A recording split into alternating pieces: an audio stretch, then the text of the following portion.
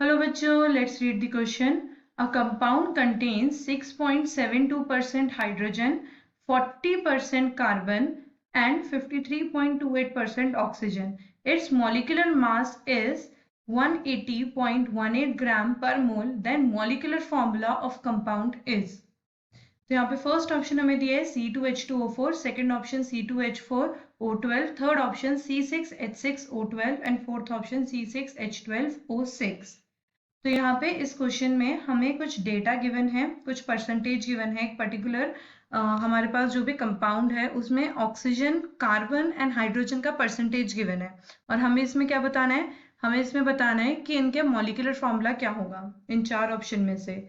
की कंपाउंड की formula sorry the key formula I use in this question is, molecular formula के base पे ये क्वेश्चन सॉल्व होगा. हमारे पास मॉलिक्यूलर फॉर्मूला को फाइंड आउट करने के लिए एक फॉर्मूला रहता है, उसकी हेल्प से हम क्या करेंगे, इस क्वेश्चन को फाइंड आउट करेंगे. Now let's see. ये फॉर्मूला होता है molecular formula is equal to n into empirical formula is equal to n into empirical formula.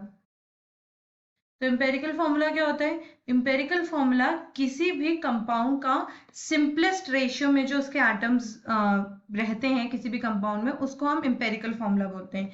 Any compound having a molecules in a simplest ratio, उसे हम क्या बोलते हैं, empirical formula.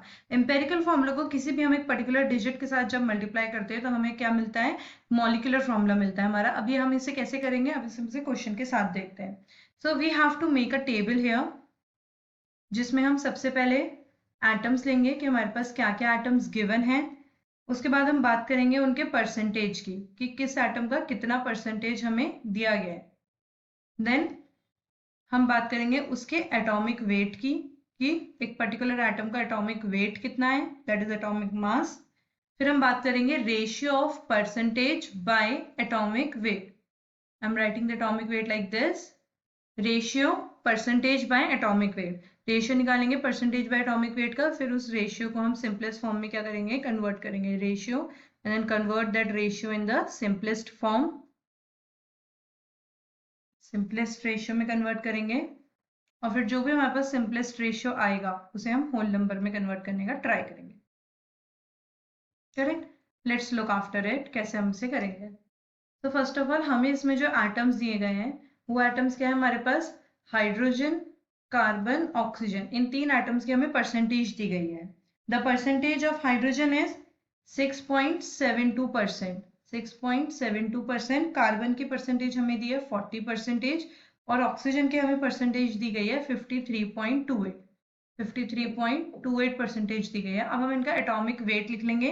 Atomic weight कितना रहता है, hydrogen atomic weight is 1, atomic weight of carbon is 12 and atomic weight of oxygen is 16. ये इनका क्या रहता है, एटॉमिक वेट रहता है. अब हम इनका रेशियो निकाल लेंगे. रेशियो बोले तो percentage 6.72 divided by atomic weight. Percentage, that is 40 of the carbon, and divided by atomic weight of carbon, that is 12. Similarly here percentage given, that is 53.28 divided by the atomic weight of oxygen, that is 16. तो हमारे पास जो ratio निकल के आएगा that is 6.72, second 3.33 approx, and last also हमारे पास क्या निकल के आएगा, अप्रॉक्स 3.33. ये हमारे पास रेशियो निकल के आएगा. इस टेबल के फॉर्म में हमें एट लास्ट में जाके क्या मिलेंगे, हमें मिलेंगे simplest ratio of the particular atom. फिर हम इसे क्या करेंगे ना, सिंपलेस्ट रेशियो में डिवाइड कर देंगे, सिंपलेस्ट रेशियो में कन्वर्ट कर देंगे. सिंपलेस्ट रेशियो में कन्वर्ट करने का मतलब होता है कि जो भी हमारे पास क्या है, सबसे छोटी डिजिट है. यहाँ पे सबसे छोटी डिजिट क्या लग रही है हमारे पास, 3.33. तो सिंपली उससे डिवाइड कर देंगे. 6.72 divided by 3.33 divided by 3.33. 3.33 again divided by the 3.33. तो ऐसे सिंपलेस्ट रेशियो में हम इसे क्या करेंगे, कन्वर्ट करेंगे. तो हमारे पास जो आंसर निकल के आएगा यहाँ पे, that here it will be 2.01, here it will be 1.11 and here it will be 1.11. तो उसे अप्रॉक्स से कर लेंगे, होल नंबर में चेंज कर लेंगे। होल नंबर में चेंज करके आएगा 2 atoms of hydrogen, 1 atom of carbon and 1 atom of oxygen. तो हमारे पास जो इंपेरिकल फॉर्मूला निकल के आ रहा है, empirical formula means the simplest ratio of the compound. Actual molecules नहीं होंगे ये होगा सिंपलेस्ट रेशियो। अब इसमें हमें किसी नंबर के मॉलिक्यूल्स को क्या करना पड़ेगा, मल्टीप्लाई करना पड़ेगा to get the actual ratio of the compound. यहाँ पे हमारे पास आ जाएगा कार्बन का एक एटम निकल के आया हमारे पास, हाइड्रोजन के 2 एंड अगेन ऑक्सीजन का एक एटम निकल के आया। तो C1H2O1 क्या है हमारे पास, इंपेरिकल फॉर्मूला है। This is the carbon hydrogen atom in the simplest ratio form. Okay, now we have to convert it in the molecular formula. How to convert it in the molecular formula? उसके लिए सबसे पहले हमारे पास हमें n की value निकालनी पड़ेगी। आपने यहाँ पे देखा molecular formula is equal to n into empirical formula. तो हमें पहले ये n की वैल्यू फाइंड करनी पड़ेगी। इंपेरिकल फॉर्मूला तो हमने फाइंड कर लिया, अब हमें n का वैल्यू फाइंड करना है। n का वैल्यू कैसे फाइंड होगा? n के वैल्यू के लिए हमारे पास एक फॉर्मूला है, molecular weight is equal to n into empirical weight, is equal to n into empirical weight. Empirical weight means ये जो हमारे पास C1H2O1 का क्या है, वेट है। अब कैसे निकालेंगे इंपेरिकल वेट? सी यहाँ पे इसका वेट कैसे निकलेगा, इस कंपाउंड का weight, carbon is having a weight of 12 plus hydrogen having a weight of 1, so 1 into 2 because 2 atoms है, and oxygen having a weight of 16। तो यहाँ पे कितने हो गए, 16 प्लस 2 प्लस 12, कितना आ जाएगा हमारे पास, 30। यहाँ पे हमारे पास क्या आ जाएगा, 30 आ जाएगा। और मॉलिक्यूलर वेट हमें गिवन है क्वेश्चन में, that is 180.18। 180.18 equal to n into empirical formula that is 30। तो n का वैल्यू कितना आ जाएगा, 180.18 डिवाइडेड बाय 30। तो ये मेरे पास आ जाएगा 6.006।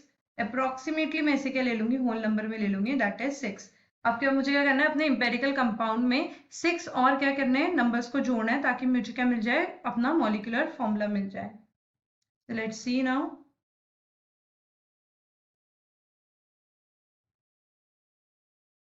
Molecular formula is equal to n into empirical formula. N into empirical formula.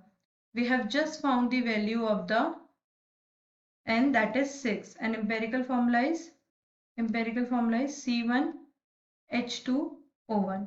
ये कितना निकल के आएगा, बेसिकली इसको हम ऐसे लिखते हैं, C1H2O1 होल 6।